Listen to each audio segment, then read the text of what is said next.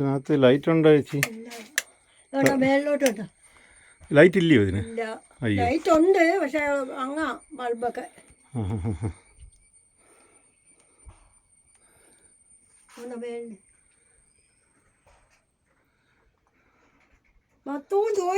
ഞാനിവിടെ താമസമായിട്ട് 48 വർഷമായി. എനിക്കൊരു ആൺമക്കളില്ല, 2 പെൺകുട്ടികളുണ്ടായിരുന്നു. അവരെ രണ്ടുപേരെയും കെട്ടിച്ചു വിട്ടു. അവരുടെ ഭാവിയെ അവർക്ക് നോക്കാനൊന്നും ഒരു സാമ്പത്തിക ശേഷിയുള്ളൂ. ഞാൻ ഇവിടെ ആര് നിന്ന് വിജയിച്ചിട്ടുണ്ടോ അവർക്കെല്ലാം എൻ്റെ വോട്ട് നഷ്ടപ്പെടുത്തിയിട്ടില്ല, നോക്കുമ്പോൾ അറിയാം. അതുകൊണ്ട് എനിക്ക് ഒരു വീട്ടോ ഒരു കക്കൂസോ യാതൊരു വക എനിക്ക് തന്നിട്ടില്ല. എൻ്റെ സങ്കടം കൊണ്ട് ഞാൻ പറയുന്നതാണ്. നിങ്ങളെല്ലാവരും അംഗീകരിച്ച് എന്നെ രക്ഷിക്കണം. എനിക്ക് കിടക്കാൻ വീടില്ല. എനിക്ക് 74 വയസ്സായി, 3 കഴിഞ്ഞ് 74 വയസ്സായി. എനിക്കൊരു വീട് വയ്ക്കാൻ പറ്റിയില്ല. സ്വന്തമായിട്ട് എൻ്റെ കൊച്ചുങ്ങളെ കെട്ടിച്ചു വിടാനെല്ലാം വേണമായിരുന്നു. ഞാൻ ഒരുത്തിയേ ഉള്ളൂ. അതുകൊണ്ട് എനിക്ക് ഇത്രയും വാങ്ങിച്ച സ്ഥലമാണ്. സർക്കാരിൽ നിന്നൊന്നും ഇത് എനിക്കൊരു ആനുകൂല്യം തന്നല്ല. ഞാൻ ഇത് 40 വർഷത്തിനകമായി ഇത് വെച്ചിട്ട് പച്ചക്കട്ടയാണ്. ഇപ്പം എനിക്കത് ഇതാണ് എൻ്റെ ഗതികേട്. അതുകൊണ്ട് എനിക്ക് നിവർത്തിയില്ല. നിങ്ങളെല്ലാവരെയും സഹായം കൊണ്ട് എനിക്കൊരു മാടം തരുമെന്ന്.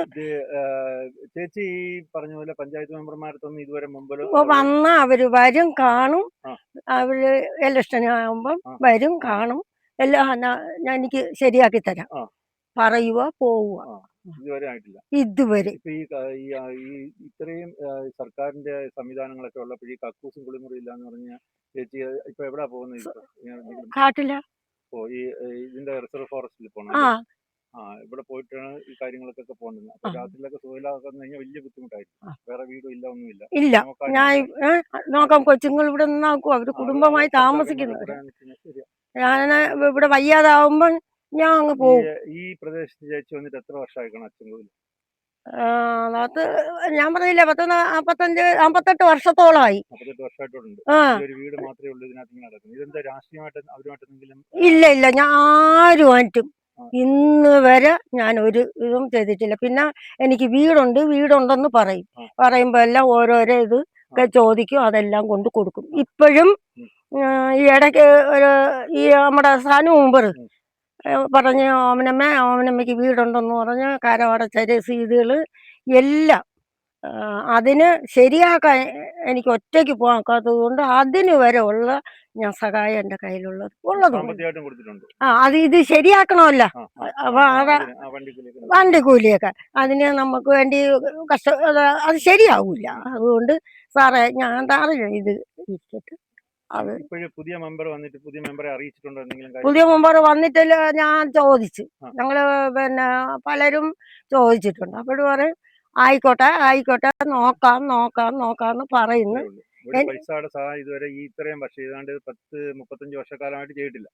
എനിക്കൊരു വകയും ഇതുവരെ അവരാരും ചെയ്തിട്ടില്ല.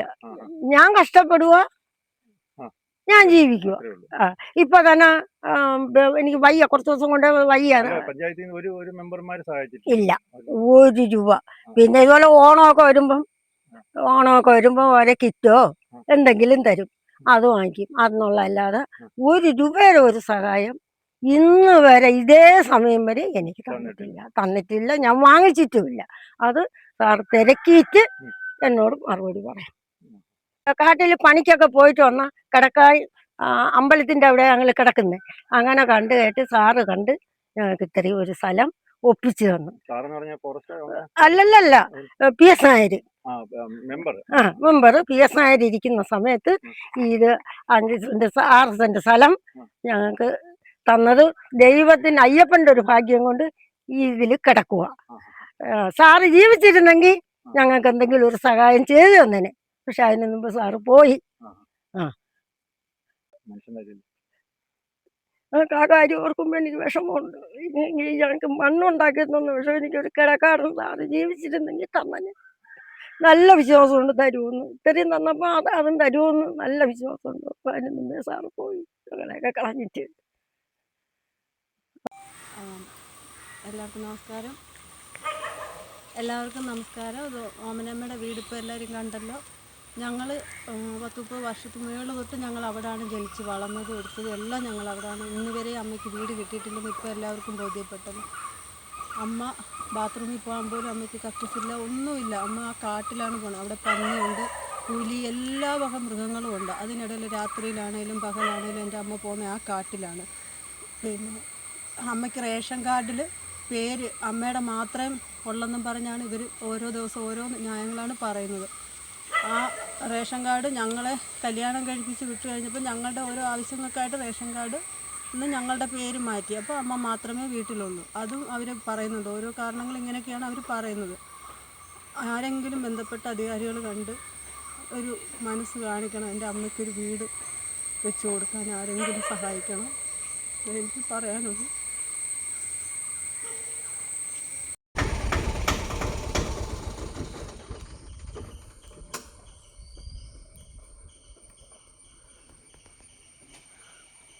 കത്താത്ത ലൈറ്റ്.